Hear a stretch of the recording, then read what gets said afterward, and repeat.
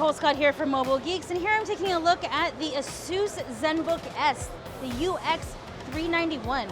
So this is actually a very unique design for ASUS because they've modified the back hinge to really pop up like this.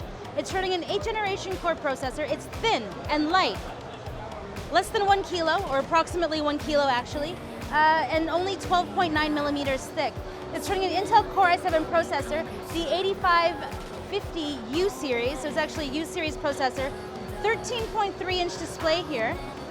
So for the ZenBook line, they've actually changed the color from that kind of nice blue to this burgundy. Now apparently they had to visit a bunch of different countries, and they had 80 different samples to kind of get this really interesting burgundy color. It's like I like it a lot. It's like a more professional pink. But because the tooling is so difficult to get the color correct, that means that the 4K UHD panel on the Burgundy series won't be a touchscreen. On the Blue series, you will be able to get a touchscreen version. So like I said, this is a Core i5 to Core i7 processor, up to 16 gigabytes of RAM, 256 gig SSD. So it has some decent enough specs. There's no discrete graphics card on this. But overall, I really do like the ZenBook line. One of the biggest problems that I have found in the past, though, is that they have traditionally been a bit loud.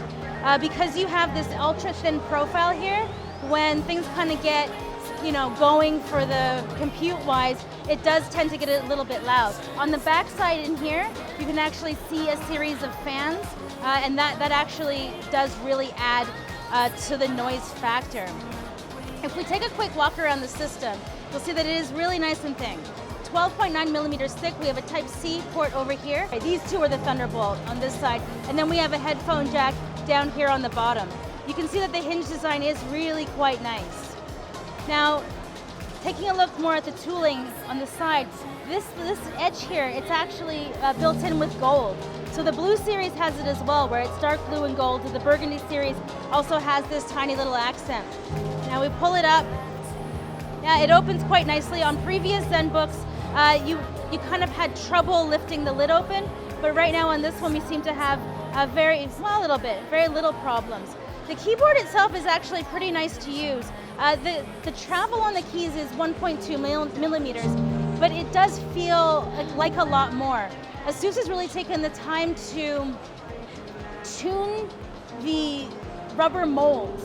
So each of the keys has like a rubber dome inside, and when you press on it, the tuning of the plastic will make it feel like the key is, moving more than it is, and it kind of gives it more of that high-end feeling. There's also a slight depression on the key of like 0.2 millimeters, so that when you have your hands on it and you're typing, your fingers kind of fall naturally into the center, which really does help. Overall, I do like the layout of the keyboard. We still have the power button up here on the top, large right and left shift keys, which I do really like.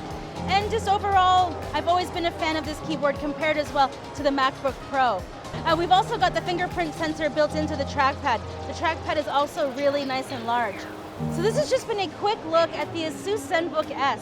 I really do like this burgundy color that they've come out with. I think it's really nice and unique, and it really is kind of aiming at that, female user, but definitely in a way that doesn't feel too ladylike and over the top. This burgundy really is quite elegant.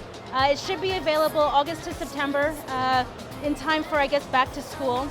And we should be seeing a price point of about $1,200 for the i5 version, 8 gigabytes of RAM. So it'll obviously continue to get more expensive as we go along.